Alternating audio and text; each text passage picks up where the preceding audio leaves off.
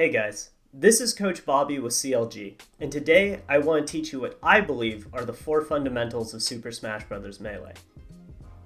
Excluding invincibility gained from the Angel platform, I believe all of Melee can be broken down into these 4 situations: neutral, punish, edgeguard, and defense.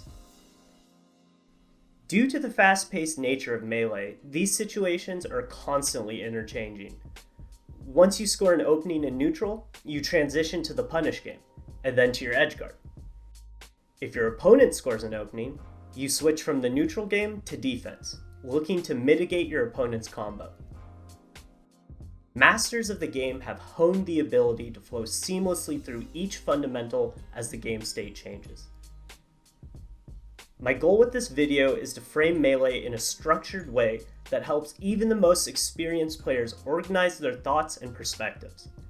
My hope is that when you examine your own gameplay, you can apply the fundamentals laid out in this video and ask yourself what you could possibly improve on. To begin, we'll start with neutral. Neutral is an ever-evolving risk-reward where you attempt to land an opening through positioning, movement, and move choice.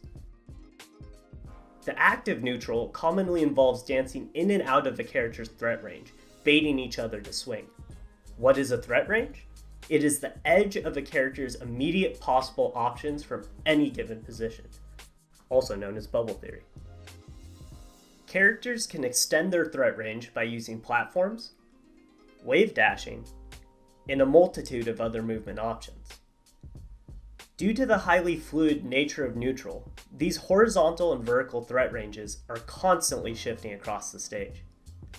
Because of this, neutral becomes a game of hard and soft commitments in order to read your opponent and score an opening hit. To help explain the idea of commitments, I've invited the neutral master himself, CLG SFAT. Hey guys, SFAT here. Every neutral interaction that takes place after the announcer shouts go falls into one of 2 categories: a hard commitment or a soft commitment. A hard commitment is a decision or read that puts you at risk of being punished in order to score an opening. An example of a hard commitment would be overshooting a grab into your opponent's threat range, expecting them to dash attack. If the grab hits, you earn a follow-up, but if it misses, the opponent can easily punish you. A soft commitment is an action that is not immediately punishable by your opponent, that intends to bait a commitment out of them. An example of a soft commitment would be undershooting a fox drill outside your opponent's threat range, then using a plethora of options based off the information you've gathered throughout your games. If your opponent reacts with a hard commitment, you can punish them. If your opponent reacts with a soft commitment, you return to the neutral at a slightly different spacing. Keeping track of how your opponent responds to your soft commitments and how they commit themselves at neutral will allow you to make educated hard commitments and reads. This concept of hard and soft commitments relies upon you having a high degree of control over your character. The greater your mastery of Melee's movement mechanics, the closer you can thread the needle of your opponent's threat range. Combining the elements of a hard commitment and a soft commitment, we have an edge cancel approach. By edge canceling an aerial on the lip of a platform, you can instantaneously cancel your attack and make yourself actionable. You can use this to extend your threat range, add dimensions to your approach, and mix up your landing timing. Edge canceling is extremely powerful against characters with a low vertical threat range. In order to defend against an edge cancel approach, you would need to call out the edge cancel early or give up center stage entirely. Platforms can be utilized to reposition or attack versus characters who have low mobility or poor platform poking. However, be careful when taking to the platforms versus characters such as Marth and Falcon, who receive huge reward for calling out your platform movement at higher percents.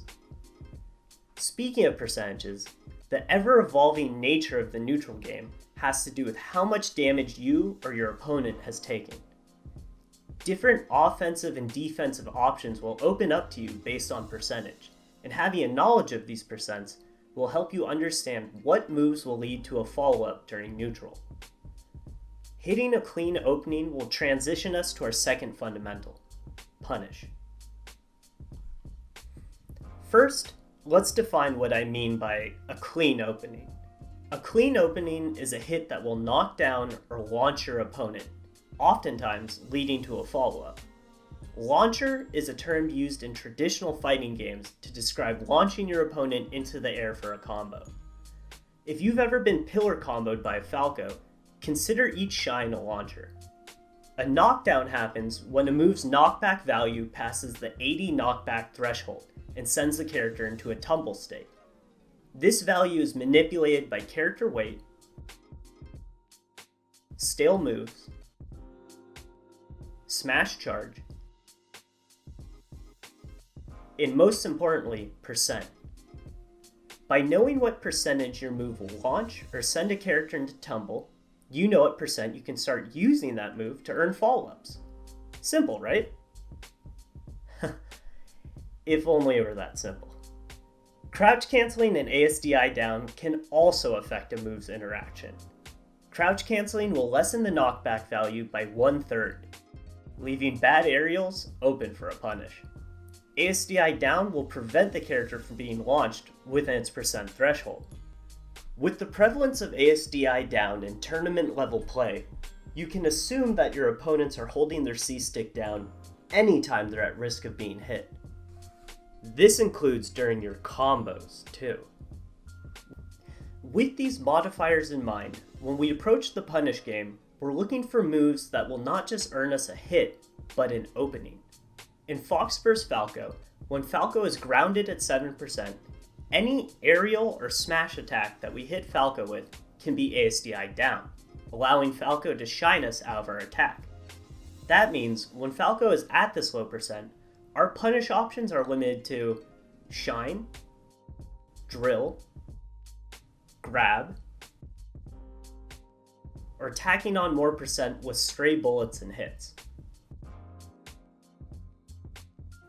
Luckily, grab cannot be crouch cancelled or ASDI, so the option is always on the table. As we start to rack up more percent on Falco, more of our moveset begins to break his ASDI, and our possible openers expand. Powerful options like soft hit and air begin to knock Falco down, and the risk-reward becomes lopsided in Fox's favor. Once we take Falco's stock, his percent will reset, and so will our possible openers. We then must rack up percent again through stray hits or our low percent openers to get him back to that juicy combo percent. With our newfound knowledge of percents, let's take a broader look at the punish game. Melee is a game of common situations, and all the top tier characters have a percent-based punish flowchart for each of these situations. Understanding your character's combo routes from an open ground grab, a platform tech chase, or after crouch canceling a get up attack, will open up your fundamental punish game. Knowing the different trajectories and outcomes of your main combo moves, plus utilizing soft and reverse hits to keep your opponent close to you, will all help expand your punish. From there, it's hard to give sweeping advice on the punish game except know the matchup's kill conditions. If you are a Falcon versus Spacey, tech chase opportunities can lead to a stomp knee or a double knee that will instantly close out the stock. If you are a Sheik versus a Spacey, instead, tech chase opportunities can help rack up percent and send the Spacey off stage for an edge guard. How you set up for a kill in the matchup is based on your character's strengths and available confirmations. Finally, a combo doesn't end when you can no longer hit the opponent. It ends when the opponent returns to neutral. Choosing to send your opponent above you during a combo can set up for sharking opportunities and artificially extend your punish. Because of the 4 frames of landing lag incurred by most characters, landing in Melee becomes a game of cat and mouse. By positioning underneath a falling character, you can call out their limited landing options and re-establish your punish. Your opponent can attempt to trick the sharker by utilizing edge cancels and air dodges, but players like Zane have made a living off of catching falling characters. The punish game lasts for as long as you can exert control over your opponent on stage. But when the fighting transitions off stage, we examine our third melee fundamental, EDGEGUARD. Edgeguarding is the act of keeping your opponent off stage.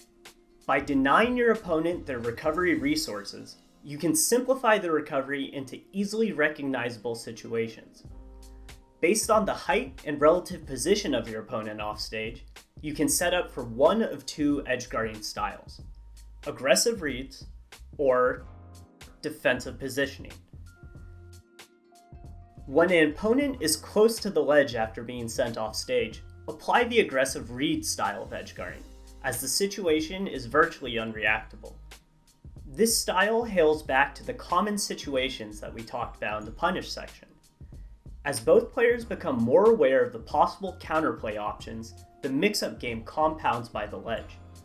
The second style of edgeguarding is defensive positioning, or shadowing. This is where you mirror the opponent to deny immediate recovery options, before making a commitment on what option you want to cover. By choking out a character's possible recovery positions and resources, you can decrease the ambiguity of their recovery.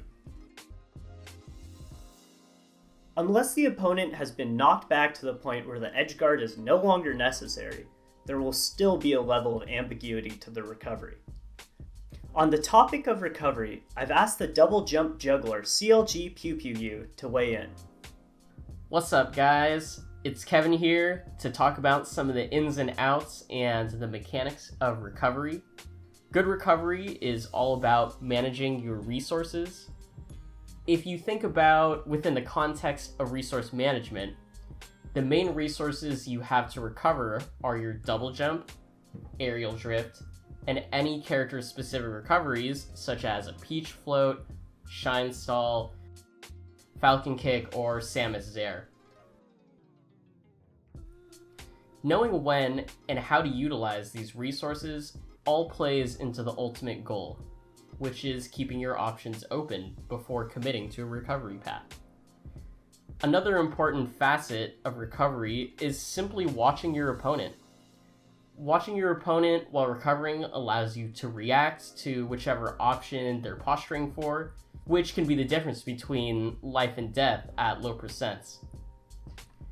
When recovering, you should always prioritize having access to as many recovery angles before actually choosing your recovery path. Recovery angles can vary, and there are many ways to protect yourself during that recovery. The most common of these is hugging the wall for a ledge tech. My favorite kind of recovery, which I have made videos on in the past, is grabbing the ledge as far away and as low as possible. Visualizing this ledge grab hitbox and practicing grabbing the ledge from the true far low away sweet spot minimizes vulnerability and will increase your survivability. Timing your ledge invincibility to overlap with an opponent nearing the stage is a great way to limit their options and force a poor recovery. When edgeguarding characters like Peach and Puff, it's more important to babysit their possible landing zone than to grab ledge. Against higher percent recovering characters, keep it simple, and rinse and repeat an edgeguard if necessary. Against lower percent recovering characters, sometimes it's more lucrative to start a combo on stage than to force another recovery situation. Recognizing common character recovery heights as well as what your opponent favors when recovering will result in more successful edgeguards. Overall, edgeguarding requires a mix of reads and deception from both players, finessing your angles, drift mobility, and timing in order to throw each other off. Once you've established both styles of edgeguarding and gathered information on how your opponent responds, you can mix in aggressive feints with defensive positioning to lure your opponents into burning early resources. But how can you prevent an edgeguard situation in the first place? This takes us to our final fundamental, defense. One of the things that makes Melee so special is the ability to counterplay your opponent even when you're getting hit. Defense is one of the defining traits that separates top players from the rest of the pack. It is an omnipresent factor of the game that affects the way our neutral, punish, and edgeguard play out. Solid defensive play can mitigate your opponent's combo potential, helping you find early escapes from damage or prevent their opening entirely. Defense can improve your survivability, allowing you to survive for an additional neutral interaction.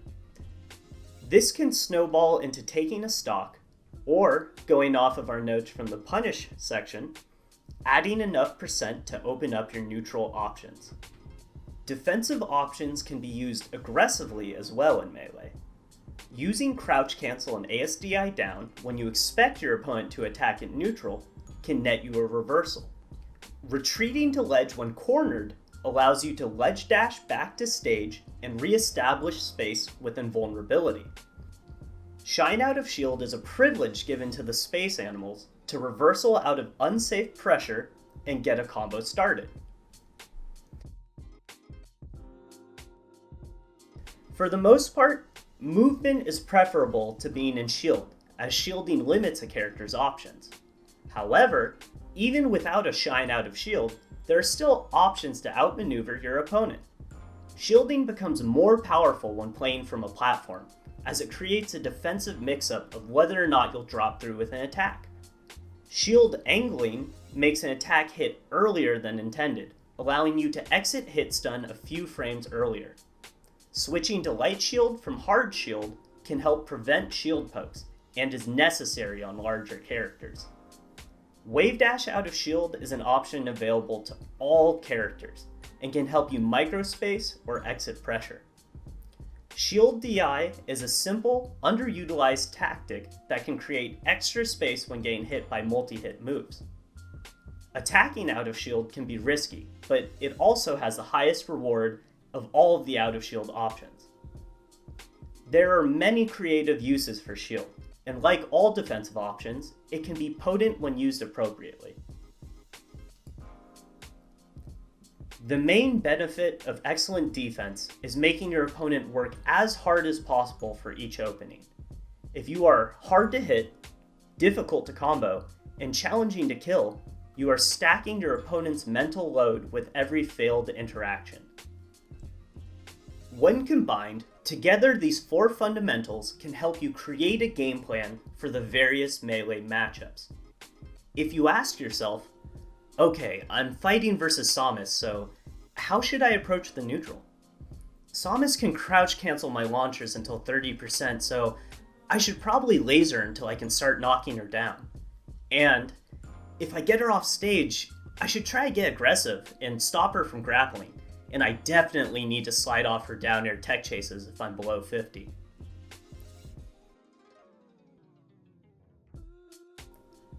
Melee is a game of foresight and execution.